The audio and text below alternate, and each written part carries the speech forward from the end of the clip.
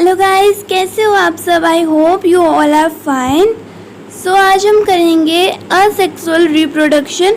इससे पिछले वाली वीडियो में हमने इंट्रोडक्शन पार्ट कर लिया था, वेरिएशन की इम्पोर्टेंस कर ली थी, रिप्रोडक्शन क्यों नेसेसरी एंड असेक्सुअल और सेक्सुअल में डिफरेंस कर लिया था।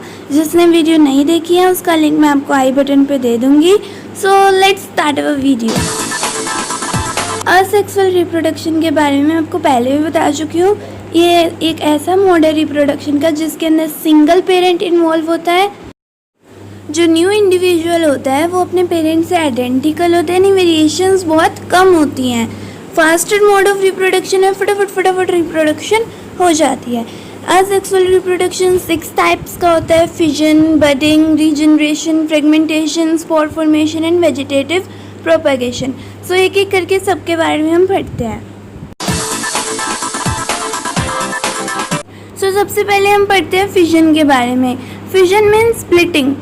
N organism split to form 2 और मोर न्यू इंडिविजुअल्स। ये फिजन कहलाता है कि एक ऑर्गेनिज्म स्प्लिट कर देता है अपने आप को ही 2 या 2 से ज़्यादा इंडिविजुअल में। इसके 2 टाइप्स होते हैं, एक बाइनरी फिजन, एक मल्टीपल फिजन। सो सबसे पहले हम बाइनरी फिजन के बारे में पढ़ते हैं। बाइनरी नेम से ही पता चल रहा है, binary. By means 2 new individuals form होते हैं। इसके अंदर 2 न्यू इंडिविजुअल फॉर्म होंगे। न्यूक्लियस सिर्फ एक बार डिवाइड होगा। Unicellular organisms like amoeba, paramecium, Euglena, bacteria के अंदर ये टेक प्लेस करता है। फेवरेबल कंडीशंस के अंदर ही ये रिप्रोडक्शन करता है। कोई भी पार्ट नहीं बचता पेरेंट बॉडी का। जैसे कि आप देख सकते हो कि पेरेंट बॉडी अपने आप को स्प्लिट कर लेती है 2 डॉटर सेल्स के अंदर। सो इसका एक एग्जाम्पल देखते हैं। बाइनरी फिजन भी 3 टाइप्स का होता है: irregular binary fission, longitudinal binary fission और transverse binary fission. Irregular binary fission का एग्जाम्पल अमीबा, लॉन्गिट्यूडनल का लिशमैनियम, ट्रांसवर्स का पैरामीशियम। सो अभी हम अमीबा का देख रहे हैं जो इरेगुलर बाइनरी फिजन को परफॉर्म कर रहा है। सो देख सकते हैं अमीबा की पेरेंट सेल बॉडी है। इसके अंदर सबसे पहले न्यूक्लियस डिवाइड करे अपने आप को 2 न्यूक्लियाई के अंदर। उसके बाद साइटोप्लाज्म और बॉडी दोनों डिवाइड हो रही है एंड उसके बाद वो एक दूसरे से डिटैच्ड हो गए हैं 2 डॉटर सेल्स के अंदर। सो आप इसके अंदर देख सकते हो कि पेरेंट सेल जो है अमीबा का वो अपने आप को 2 डॉटर सेल्स में कन्वर्ट कर लेता है और खुद नहीं बचता है। ऑलराइट, इसके अंदर न्यूक्लियस भी एक ही बार डिवाइड हो रहा है। बाद में जो ये डॉटर सेल्स हैं ये अपना अलग ही करेंगे। अब आता है मल्टीपल फिजन। मल्टीपल फिजन्स के अंदर बहुत सारे न्यू इंडिविजुअल्स फॉर्म होते हैं। न्यूक्लियस बार बार डिवाइड होता रहता है। ए पार्ट ऑफ द बॉडी यानी कुछ बच जाता है उसके अंदर। ऐसा नहीं होता कि पेरेंट बॉडी पूरी ही ख़त्म हो जाती है, कुछ हिस्सा उसका बच जाता है। फेवरेबल एंड अनफेवरेबल दोनों कंडीशंस में होता है ये। इसका एग्जाम्पल लें तो है प्लाज्मोडियम। ये प्लाज्मोडियम का एग्जाम्पल है। It is a parasite which causes malaria. ठीक है। सो इसके अलावा काफ़ी सारी एल्गीज होती हैं जो मल्टीपल फिजन परफॉर्म करती हैं। आप यहाँ पे देख सकते हो पेरेंट सेल है जिसके अंदर ये न्यूक्लियस है एंड न्यूक्लियस डिवाइड होगा एंड अगेन वो डिवाइड होगा एंड वो रिपीटेडली डिवाइड होता जाएगा और वो काफ़ी सारी न्यूक्लियाइज फॉर्म कर लेगा एंड वो न्यूक्लियाइज ही बाद में आगे जाके अपने डॉटर सेल्स बनाएंगी। और न्यूक्लियाइज के बाहर जो प्रोटेक्टिव लेयर फॉर्म होगी उसको हम बोलते हैं सिस्ट। और जब ये प्रोटेक्टिव लेयर ब्रेक होगी तो सारी डॉटर सेल्स रिलीज हो जाएंगी। Let us look at another mode of asexual reproduction, that is budding. Budding के अंदर जो पेरेंट होता है वो अपने बाहर एक आउटग्रोथ फॉर्म कर लेता है जिसको हम बोलते हैं बड। डॉटर जो होती है वो उस आउटग्रोथ जब तक वो डेवलप होती रहती है उसके बढ़ने के बाद वो डॉटर सेपरेट हो जाती है और फिर वो कंटिन्यू करती है अपनी एग्जिस्टेंस को। वो खुद आगे जाके बड़ी होती है, फिर वो वापस रिप्रोडक्शन करे। इसके एग्जाम्पल हैं हाइड्रा एंड ईस्ट। हाइड्रा का एग्जाम्पल देखते हैं जो कि बडिंग परफॉर्म करता है। ये हाइड्रा का पेरेंट सेल है जो अपने बाहर एक आउटग्रोथ फॉर्म कर लेगा जिसको हम बोलते हैं बड। ठीक है। वो धीरे धीरे आउट ग्रोथ होगी, वो धीरे धीरे बड़ी होगी एंड देन वो सेपरेट हो जाएगी। इसको बोलते हैं हम बडिंग। एक और एग्जाम्पल लेते हैं बडिंग का। ये ईस्ट है, ईस्ट के अंदर बडिंग हो रही है। आप देख सकते हैं पेरेंट सेल है जो अपने बाहर एक आउटग्रोथ फॉर्म कर लेता है एंड उसके बाद वो आउटग्रोथ जैसी बड़ी होती है वो एक दूसरे से डिटैच्ड हो जाती है एंड फिर अलग से एग्जिस्ट करती है। अब थर्ड टाइप देखते हैं, डेट इज फ्रेगमेंटेशन। इसके अंदर जब पेरेंट मैच्योर हो जाता है तो वो अपने आप को कुछ पीसेस के अंदर ब्रेक कर लेता है और हर एक पीस एक अलग न्यू इंडिविजुअल को राइज देते हैं। ये सिंपल मल्टीसेलुलर ऑर्गेनिजम्स के अंदर ज़्यादा दिखता है। इसका एक एग्जाम्पल है स्पायरोगायरा। स्पायरोगायरा का एग्जाम्पल आप देख सकते हो, ये पेरेंट बॉडी है जो अपने आप को 3 फ्रेगमेंट्स के अंदर तोड़ चुकी है एंड वो 3 फ्रेगमेंट्स बाद में अलग से अपना ग्रो होते हैं पूरी एक इंडिविजुअल बॉडी के अंदर। इसको बोलते हैं हम फ्रेगमेंटेशन, कि पेरेंट बॉडी 3 फ्रेगमेंट्स या 3 से ज़्यादा फ्रेगमेंट्स के अंदर टूट जाती है और फिर each of them give rise to a new individual, that is known as fragmentation. अब देखते हैं रीजनरेशन। रीजनरेशन में ऐसा होता है कि अगर पेरेंट गलती से या कोई एक्सीडेंट के चलते कट हो गया या किसी पीसेस के अंदर टूट गया तो उनके अंदर कुछ स्पेशलाइज्ड सेल होते हैं जो उनकी बॉडी को पूरी एक इंडिविजुअल बॉडी के अंदर कन्वर्ट कर देते हैं, यानी जो उनका हिस्सा कट चुका है उसको भी वो दोबारा से ग्रो कर देते हैं। ये एक एक्सीडेंटल प्रोसेस होता है। इसके एग्जाम्पल हैं हाइड्रा, फ्लैटवर्म, टैपवर्म एटसेट्रा। ये प्लानेरिया का एग्जाम्पल आप देख सकते हो। इसमें ये पेरेंट बॉडी है, मान लो कि ये गलती से कट हो गई 3 पीसेस के अंदर, तो इनके अंदर कुछ स्पेशलाइज्ड सेल होंगे जो इनको पूरी एक इंडिविजुअल बॉडी के अंदर कन्वर्ट कर देंगे। देख सकते हो आप सभी कि कैसे ये पूरी अपनी इंडिविजुअल बॉडी के अंदर कन्वर्ट हो गई है। इस प्रोसेस को हम बोलते हैं रीजनरेशन। नेक्स्ट है spore formation. Formation of new individual bye germination of spores. Spores के जर्मिनेशन से फॉर्मेशन होना एक न्यू इंडिविजुअल की। स्पोर्स होते क्या हैं? स्पोर्स यूनिसेलुलर बॉडीज़ होती हैं पेरेंट्स के अंदर जो कि एक न्यू इंडिविजुअल में ग्रो करने के लिए कैपेबल होती हैं।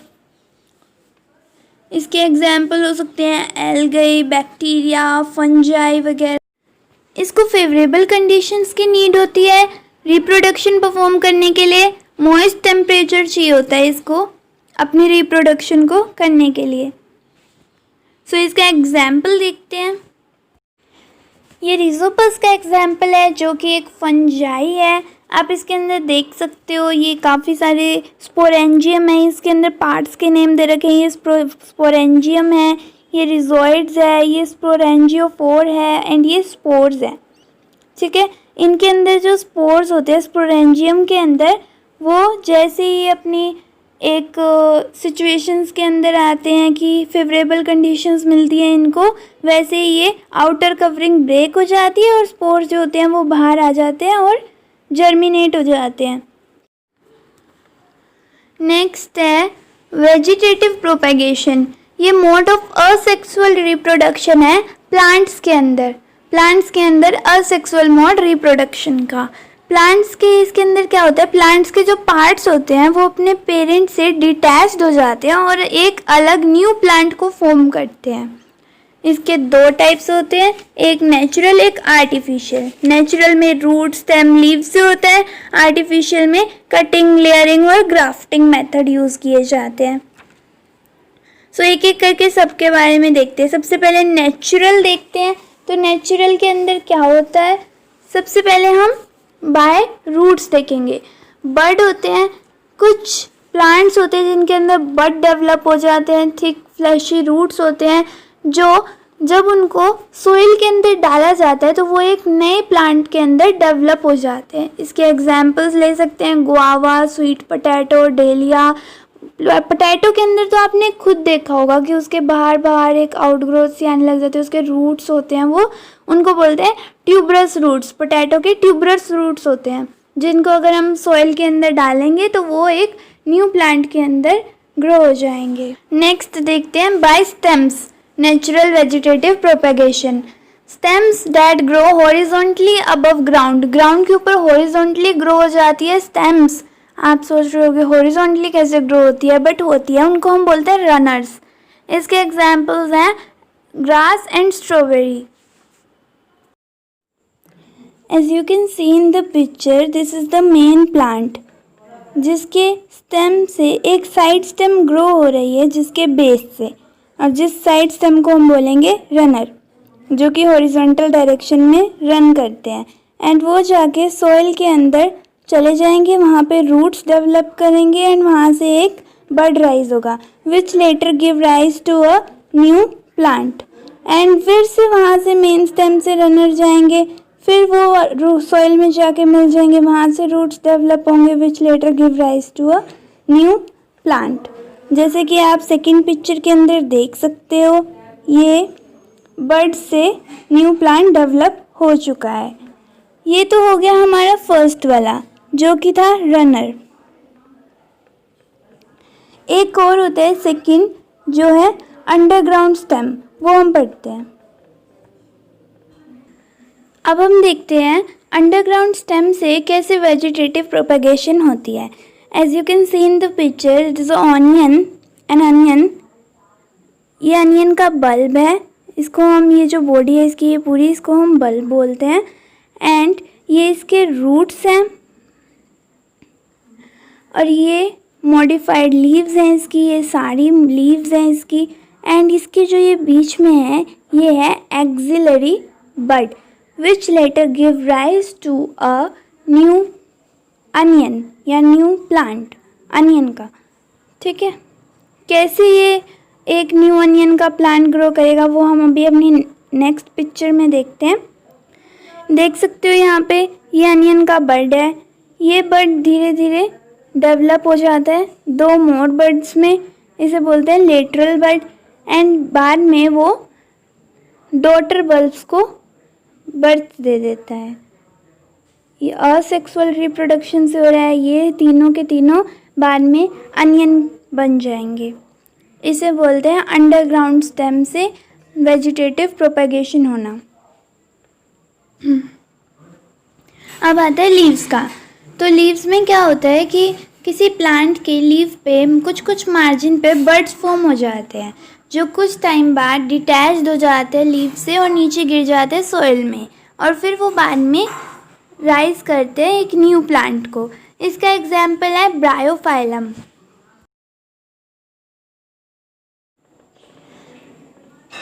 एज यू कैन सी, ये पेरेंट लीफ है। पेरेंट लीफ के ऊपर कुछ टाइम के बाद ये देख सकते हो आप, ये बर्ड्स आ जाते हैं जो बाद में ये लीफ से डिटैच्ड हो जाते हैं और सॉइल के अंदर गिर जाते हैं, जो कि बाद में एक प्लांट को राइज देते हैं। एक प्लांट डेवलप हो जाता है इसमें से, जो फिर वापस से वही प्रोसेस रिपीट करता है। फिर से वो लीफ फॉल करते हैं, बर्ड्स फॉल करते हैं सॉइल के अंदर, फिर से एक प्लांट डेवलप हो जाता है। That is known as natural vegetative propagation by leaves. अब आता है आर्टिफिशियल वेजिटेटिव प्रोपेगेशन, जिसके अंदर पहला मेथड है कटिंग का। इसके अंदर प्लांट के एक पार्ट को कट कर दिया जाता है पेरेंट से, और उसको सॉइल के अंदर लगाया जाता है, जिससे बाद में एक न्यू प्लांट ग्रो हो जाता है। वहाँ से स्टेम कटिंग होती है, रूट कटिंग होती है। स्टेम कटिंग रोज़ और शुगर केन में होती है, एंड रूट कटिंग डेलिया में होती है। सो ये है कुछ एग्जाम्पल्स आर्टिफिशियल कटिंग के, जिसके अंदर पहला है स्टेम कटिंग का। जैसे कि आप देख सकते हो ये प्लांट है जिसकी यहाँ से स्टेम को कट करके एक न्यू प्लांट लगाया गया है, एंड उससे हमारा एक न्यू प्लांट आगे आगे ग्रो होगा। ये रूट कटिंग है कि अंदर से उसके रूट को कट करके आगे ही लगाया गया है, प्लांट किया गया है, जिससे कि आगे ये प्लांट ग्रो होगा। ओके, सो क्लियर हो गया। आगे बढ़ते हैं। नेक्स्ट मेथड है बाय लेयरिंग। इसके अंदर न्यू प्लांट को ग्रो किया जाता है पेरेंट प्लांट की स्टेम से without detaching them initially from the parent, यानी उनको डिटैच नहीं किया जाता बट उस स्टेम से, उन पेरेंट प्लांट की स्टेम से न्यू प्लांट्स ग्रो किए जाते हैं। ये दो टाइप के होते हैं, mount layering and air layering. So एक एक करके दोनों के बारे में देखते हैं। तो सबसे पहले हमारे पास माउंट लेयरिंग। माउंट लेयरिंग के अंदर आप देख सकते हो ये पेरेंट सेल है, पेरेंट बॉडी है, पेरेंट प्लांट है, ठीक है। ये पेरेंट प्लांट का एक हिस्सा, एक स्टेम का हिस्सा कट करके नहीं, मतलब उसे पेरेंट से निकाल के उसको रूट्स के अंदर से लेके जाया जाता है, नीचे सॉइल के अंदर से लेके जाते हैं और उधर ही वहाँ पे मॉइस्ट सॉइल होनी चाहिए इसको ले जाने के लिए, और उसको कुछ सपोर्ट प्रोवाइड किया जाता है। जैसे यहाँ पत्थर से कर रखा है, कभी कभी लकड़ी के साथ किया जाता है, उसे टाई कर दिया जाता है।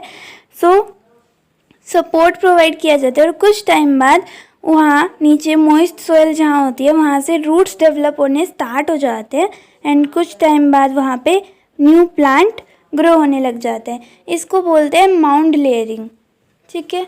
उसके बाद नेक्स्ट आती है एयर लेयरिंग। इसमें क्या होता है, प्लांट के एक पार्ट के ऊपर मॉइस्ट मड लगा दी जाती है एंड उसको प्लास्टिक के साथ कवर कर दिया जाता है और कुछ टाइम के बाद उसमें से न्यू रूट्स डेवलप होने स्टार्ट हो जाते हैं, तो हम उसे सेपरेटली लगा देते हैं, हम उसे पेरेंट से सेपरेट कर देते हैं और फिर वो एक न्यू इंडिविजुअल प्लांट में ग्रो हो जाता है। ओके, सो ये लेयरिंग का मेथड था। अब ग्राफ्टिंग पढ़ते हैं। नेक्स्ट मेथड आता है बाय ग्राफ्टिंग।